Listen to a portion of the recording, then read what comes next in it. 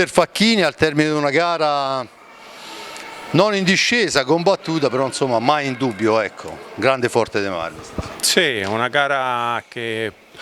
poteva, diciamo, sulla carta essere anche scontata, in realtà non è così, perché comunque noi veniamo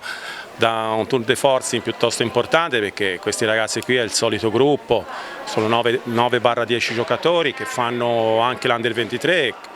infatti venerdì abbiamo fatto la partita Under 23, sabato abbiamo giocato in A2 con il Matera, che è stata una partita difficile, tiratissima fino in fondo, e quindi i ragazzi hanno speso tante energie e anche oggi si sono dimostrati sempre grandi, perché hanno fatto un'ottima partita, sono stati bene in campo, ho fatto ruotare tanti giocatori, perché tutta la panchina, perché c'era un po' di stanchezza dovuta, insomma, alle 3 partite che abbiamo fatto, soprattutto una dietro l'altra, neanche nel giro di 24 ore tra una e l'altra, quindi doppi complimenti ai ragazzi e sono contentissimo perché sia in Under 23 e in A2 questi ragazzi qui sono in cima alla classifica, quindi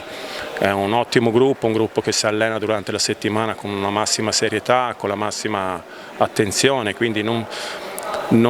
ho altro che da spendere parole belle e fargli i complimenti per il percorso che stanno facendo, che è un percorso che era stato, diciamo, abbastanza progettato durante l'estate. Una cosa che colpisce, al di là dell'Under 23, io capisco che i ragazzi hanno delle mire, no? Perché insomma qui si vince un campionato, mentre per quanto va tutto quello che applicano in A2 sanno già che è roba che poi alla fine